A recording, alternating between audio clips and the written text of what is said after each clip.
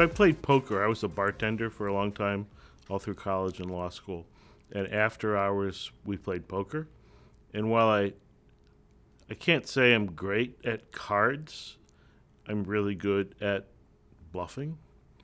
And deal making is a lot like bluffing because you're dealing with somebody else's expectations and their fear and the uncertainty, and that seems to have been a strength.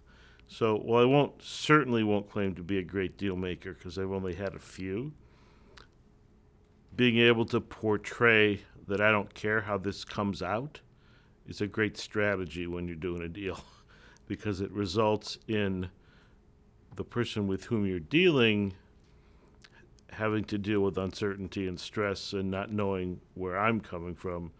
So you tend to get better offers in that scenario. So my deal-making experience is somewhat limited, but it feels like at an amateur level, it's a strength. So there is one thing that stands out above everything else, and that's empathy. And it's empathy in an almost Machiavellian way, which may sound counterintuitive.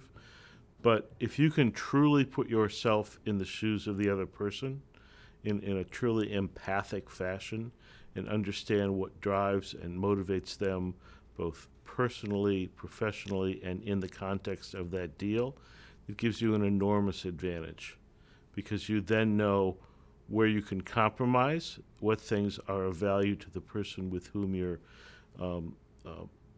arguing or trying to make a deal. And if it may mean less to you and more to them, that clearly gives you a bargaining chip that you can work with.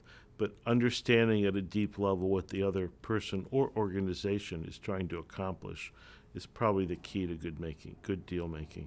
The biggest difference I see is the risk-averse culture in this community.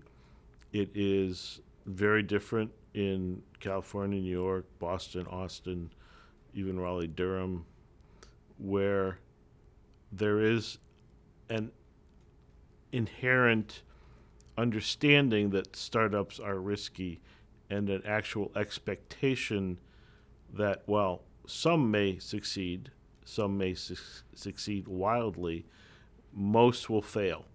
And that acknowledgement and acceptance of a high failure rate seems to make most investors in this region uncomfortable. That's the nature of the game. You can't change the equation particularly well. So there is a high level of risk aversion in this community that makes fundraising more difficult than other communities. There's two huge mistakes that most entrepreneurs make when they're trying to get investment, and they're not at all related. But the first mistake is you're not asking for money. You're not a charity. You are giving the investor an opportunity to make money. And if you don't believe that, you should shut your door and go home because that means you don't believe in your company. So I see a lot of entrepreneurs reluctant to ask for money because they feel like it's a gift and it's an obligation, but it's not. I am giving you as an investor the opportunity to make money with my company. And if you don't believe that, you should just go home. The second mistake that we see very frequently is you as an entrepreneur live in the details. You live in your space, and if you're any good, you obsess about it. But when you're talking to a potential investor, they live in the normal world. And what you need to do is ground them in your space before you talk about anything. The brain has little compartments, and if you're going to tell me about what your business does, you first have to help me find what compartment in my brain you want to locate in.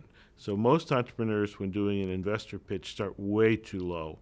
They should start at the how to explain this to your great-grandmother model and then work their way down to details, even with sophisticated investors, because I can tell you as an investor, as somebody who listens to 600 pitches a year probably, context switching is extraordinarily difficult. So I greatly appreciate an entrepreneur who says, well, we write software. even though, duh, but it's appreciated. We write software for engineering firms.